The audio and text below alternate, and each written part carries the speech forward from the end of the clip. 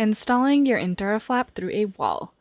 It's important to take a few minutes to read through these instructions from start to finish. It's worth it. If the thought of cutting a hole in your house makes your palms sweaty, no shame in bringing in a pro to handle it. The supplied parts, also known as what's in the box, include the inner frame with a tunnel, the outer frame with the tunnel, a locking cover, an inner wall template, caulking, sheet metal screws, an outer wall transfer template with level end pencil. The tools that you'll need, and hopefully already have, include a measuring tape, safety gear, stud finder, electric drill with a Phillips head and drill bit for the outer wall, drywall knife or other tool for cutting the inside wall, a saw for the outside wall, pick one that works with your wall material, a caulking gun, and a clamp or an extra set of hands can also work here. First, you're going to need to measure your pet. You'll measure your pet and mark the wall 3 inches above their height. It's the sweet spot for lining up the template. Next, we're going to prepare the wall for installation. Find a wall spot with a stud on one side and nothing scary like pipes or wires lurking behind it. Once you've tracked down the stud, cut a little peekaboo hole and check things out with your hands. Better safe than sorry.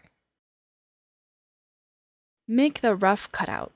Line up the template with the stud, level as needed, and tape it down so it doesn't go anywhere. If you don't want to cut into the baseboards, you'll need to adjust the height of the pet door so that you don't have to cut into them. Short-legged or mobility-limited pets may need a step added if you have taller baseboards, especially from the outside.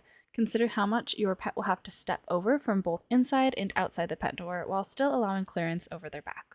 Trace the outline of the template. Once you've got your full template traced, remove it and finish cutting along the lines. If you find insulation inside the wall, pull it out when necessary and don't toss it. You'll need it to fill in any open areas later.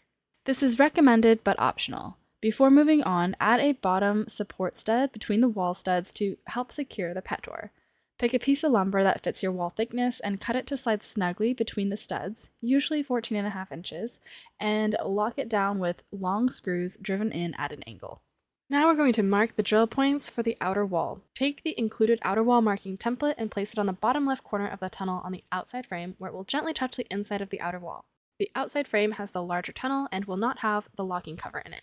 From inside the house, slide the outside frame partway into the wall opening until the outer wall template reaches the exterior wall. Using the small hole in the template and the provided pencil, which is located in that template, mark the drill point. Repeat this process for the top right corner. Position the outer wall marking template, align it properly, and mark the spot. Now we're going to drill through the outer wall. Once both points are marked, drill straight through the wall at each location. These holes will guide you when installing the outer frame in the next step. If you use a 1/4 inch drill bit here, the next step will be easier, but any drill bit will work. Now mark where to cut the outer wall. Head outside and line up the outer wall marking template with the holes that you just drilled. Level the jig, then mark its corners on your wall.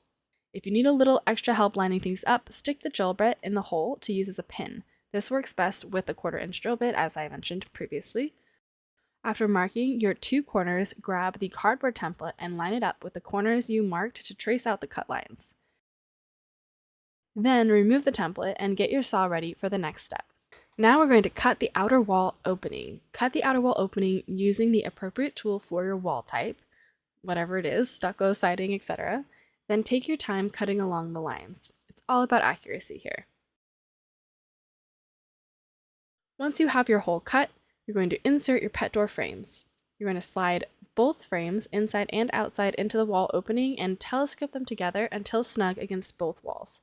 It is easier to insert the outside frame first, and then this is a step where an extra set of hands can be super helpful, or a clamp if you don't have an extra set of hands.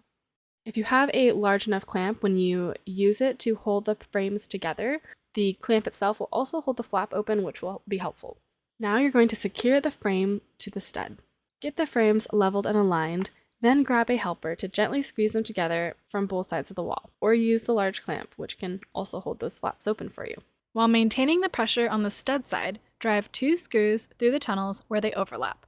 Position one screw about 1/3 from the top, and the other one about 1/3 from the bottom. This ensures a snug and secure fit. Repeat on the other side. Even if there's no stud, it will still hold securely.